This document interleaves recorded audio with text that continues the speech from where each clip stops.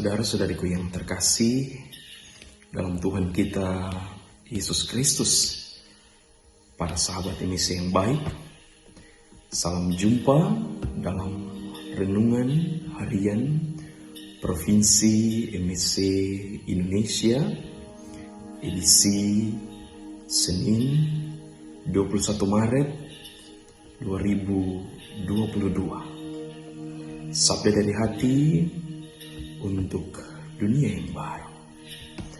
Para saudara yang terkasih dalam Kristus, pada hari Senin ini kita merenungkan bacaan dari Injil Lukas bab 4 ayat 22 sampai 30 yang berkisah tentang Yesus yang ditolak di tempat asalnya. Dia datang hendak mengajar di tempat asalnya, tetapi kemudian dia ditolak oleh karena perkataan-perkataannya. Dan ketika ditolak, Yesus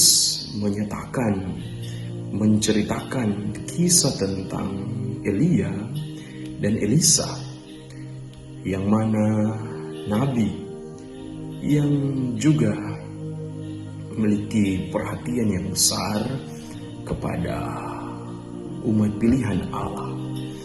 Dan dari antara banyak penderitaan bangsa Israel, juga pergumulan umat pada saat itu, Elisa diutus untuk seorang janda dari Sarfat. Dan di sana Elia menyatakan kemuliaan Allah, sehingga janda itu menjadi percaya, yakin bahwa Allah besertanya, beserta keluarganya.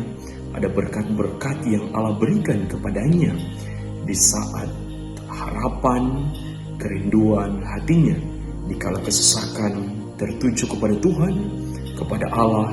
Dan di sana Elia menyatakan kemuliaan Allah kepada seorang janda ini untuk membuktikan betapa besar belas kasih, cinta, dan juga pemberian dari Allah kepada umatnya yang percaya.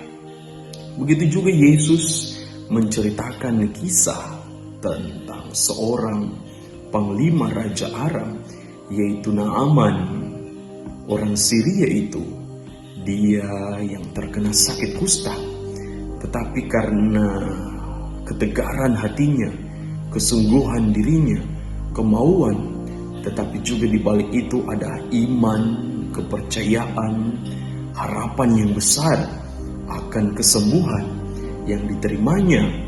Oleh karena besar kuasa Allah, maka dia mencari Elisa, dan akhirnya Elisa menunjukkan bahwa kasih Allah itu sungguh-sungguh nyata, sungguh-sungguh hidup, sehingga Naaman, panglima Raja Aram itu boleh mengalami kesembuhan. Hari ini kita melihat, kita menerawang, kita mendengar dan menyaksikan secara bersama-sama bagaimana pengalaman Kitab Suci membuka hati kita, membuka mata kita bahwa karya Allah, bahwa mujizat Allah, bahwa berkat-berkat dari Allah itu ada, itu nyata bagi orang-orang yang dengan kesungguhan hatinya mau untuk berserah, mau untuk datang, mau untuk menghadirkan diri, mau untuk mempersembahkan dirinya kepada Allah, dan memohon dari pergumulan hatinya, dari kedalaman diri mereka akan berkat-berkat yang mereka butuhkan. Dan pada akhirnya Allah tidak menutup mata, Allah memberikan belas kasih, Allah memberikan berkat-berkat yang kita butuhkan. Para saudara yang baik, warta gembira Injil bagi kita ialah Tuhan tidak memandang siapa kita. Tuhan tidak memandang harta benda. Tuhan tidak memandang kepunyaan-kepunyaan kita.